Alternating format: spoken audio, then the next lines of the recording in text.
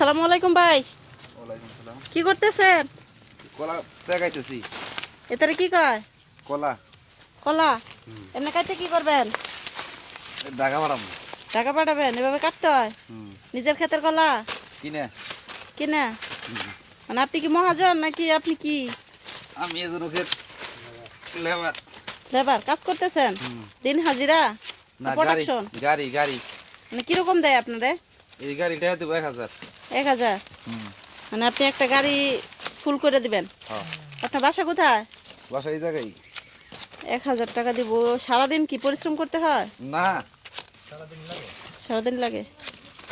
আচ্ছা, মূলত এগুলা এই মালিকের আন্ডারে যাবে, অন্য মালিকের কাছে। আপনি মূলত এগুলা সাইজ করে দিচ্ছেন। হ্যাঁ। তো বাঙালি খাবার, তো এই যে আমাদের দেশের বিখ্যাত খাবার হচ্ছে, মানে এটা কোন জায়গার বিখ্যাত? মধুপুর। মধুপুরের? আমি শুনতাম মধুপুরে আনারস বিখ্যাত। কলাও বিখ্যাত। কলাও বিখ্যাত। এই জায়গার কলার ফলন ভালো হয়। একটা ছড়িতে কয়টা কান্দি হয়? কয়টা কান্দি হয় ভাই? 9টা তো 11টা 12টা। আর একটা কান্দিতে মূলত কয় হালি পর্যন্ত থাকতে পারে? কয় হালি পর্যন্ত থাকতে পারে? 4 আলি 3 আলি। দেখেন দর্শক কিরকম এক্সপার্ট, যে কিরকম ভাবে নিখুঁত ভাবে কাজ করে যাচ্ছে ভাইয়া, যে সবার কাছে পৌঁছে দিতেছে। এগুলো মূলত এখান থেকে প্রসেসিং করে নেওয়া হচ্ছে, এই কান্দায়া, তারপরে এখান থেকে পাঠানো হবে। এগুলো তারপরে মানে মেডিসিন করা হবে না? না না মেডিসিন দেওয়া হয় না। মেডিসিন দেওয়া হবে না, এমনিই পেকে যাবে। তো আলহামদুলিল্লাহ। তো আপনার এই প্রতিভা, এটা কই থেকে শিখছেন? এটা দেখা দিয়ে শিখছি। দেখা দেখি, দেখে দেখে শিখা হয়ে যায়। হ্যাঁ। আলহামদুলিল্লাহ। অলরেডি কি কলার গাড়ি, কলা নেওয়ার জন্য গাড়ি চলে আসছে? এই গাড়িতে কলা যাবে? অলরেডি কিন্তু কলার গাড়ি চলে আসছে। ওই গাড়িতে এই কলাগুলো নেওয়া হবে। গাড়ি কিন্তু অর্ধেক করা আছে, আর অর্ধেক কলা এখান থেকে নেওয়া হবে। তো ভাইয়া কি সুন্দরভাবে এগুলা এই সাইজ করে দিল, আপনারা নিজের চোখে দেখছেন দর্শক। তো সে জায়গা থেকে ভাইয়ার এই কাজগুলো অনেক ভালো লাগছে।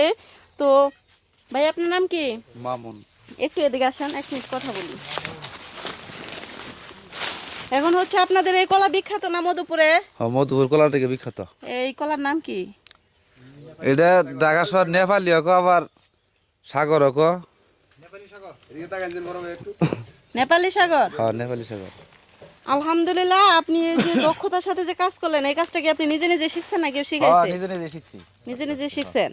তো কঠোর পরিশ্রমের ফলে কিন্তু আমাদের ঘরে পৌঁছে যায় এই খাবারগুলা। আমরা তো মূলত বাজার থেকে কিনে আর খাই, কিন্তু যে বাগানে চাষ করা হয় কত কষ্ট করে, তারপরে এগুলো প্রসেসিং করা হয়, এগুলা রেডি করা হয়, তারপরে আমাদের কাছে পৌঁছে দেওয়া হয়। সে জায়গা থেকে ভাইয়ার কাজটা আমার অনেক ভালো লাগছে। তো আমি চলে আসছি ভাইয়ার কাছে।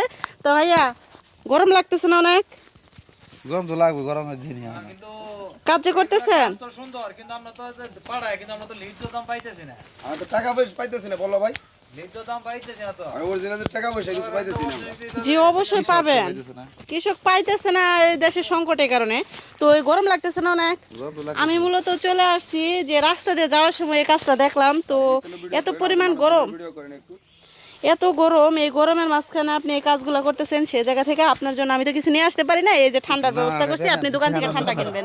এটা ভাই এই কলা কিন্তু আবাদ করতেছি এই মধুপুর এলাকায়, কিন্তু আমরা ন্যায্য দাম পাচ্ছি না। ঠিক আছে, বাগান থেকে পারতাছি দিতে, বিক্রি করতে, কিন্তু ন্যায্য পারতাছি না।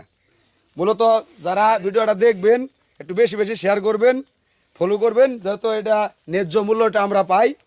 তার জন্য সবাইকে ধন্যবাদ দিলাম। আসসালামু আলাইকুম। আসলে মূলত কৃষক ন্যায্য দাম পাচ্ছে না বলে তাদের মনের আবেগটা প্রকাশ করছে। আপনারা ভিডিওটা বেশি বেশি শেয়ার করে দেবেন ভাইয়া, এটা আপনার ঠান্ডা খাওয়ার জন্য বকশিশ হিসাবে রাখেন। আলহামদুলিল্লাহ। দর্শক, ভিডিওটা যদি ভালো লেগে থাকে, আপনারা যদি এই সরাসরি বাগান থেকে প্রসেসিং করা কলাগুলো যদি আপনাদের ভালো লেগে থাকে, কৃষিকাজকে যদি আপনারা ভালো লেগে থাকেন, ভিডিওটা শেয়ার দিয়ে পাশে থাকবেন। আল্লাহ হাফেজ।